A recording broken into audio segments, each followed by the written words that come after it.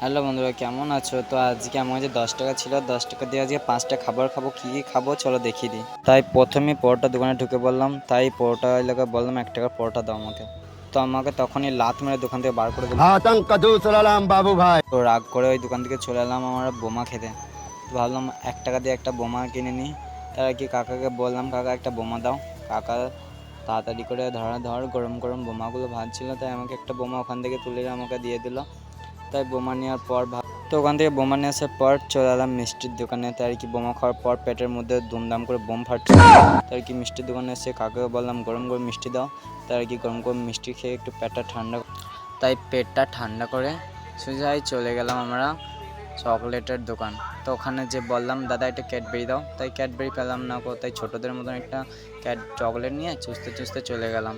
তাই ভাবলাম এই দোকানে যে একটা দেখিয়ে 1 টাকা দামের চকলেট নিই, কিন্তু কাকা ফোনে যা ব্যস্ত ছিল তাই ভাবছিলাম ওর গার্লফ্রেন্ডের সাথে কথা বলছিল। তাই আর কি বেশি কথা বললাম। नंबर बोल उसका। তাই 1 টাকা দিয়ে একটা চকলেট কিনলাম পাঁচ। আর চকলেটটা অনেক খেতেও ভালো। তাই চকলেটটা খাওয়ার পর গুটি গুটি পায়ে দোকান থেকে বেরিয়ে চলে গলাটা অনেক শুকিয়ে গেছিলো। তাই আর কি ভাবলাম যে গলাটা একটু ভিজে নিই। তাই কি পরোটা দোকানে আবার চলে এলাম। তো একটু গলাটা একটু ভিজে নেওয়ার পর ভাবলাম যে কি করব, আর মাত্র 2 টাকা ছিল। তাই আর কি ভাবলাম যে 2 টাকা দিয়ে কি আর খাবো। তো চলে গেলাম কাকার দোকানে যেয়ে কাকাকে বললাম, কাকা শুনতে পাচ্ছ, একটা ক্যাডবেরি হবে? কাকা বললো ক্যাডবেরি তো নেই 2 টাকায়, কিন্তু হ্যাঁ 2 টাকার ললিপপ হবে।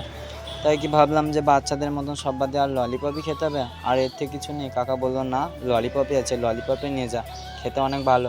তাই কি ললিপপটা নিয়ে আসার পরে এমন ধর অবস্থা হয়ে গেল। कैसे कैसे लोग रहते हैं यार यहाँ पर। साला तुमको पागल कुत्ते का गाड़ी उठा के ले। তো বন্ধুরা বাই বাই, আজকের মতন এটুকুই। আর যারা আমার ফেসবুক থেকে দেখছে তারা ফলো করে দেবে ফেসবুকটা, আর যারা ইউটিউব থেকে দেখছে তারা সাবস্ক্রাইব করে দেবে আর লাইক করে দেবে প্লিজ।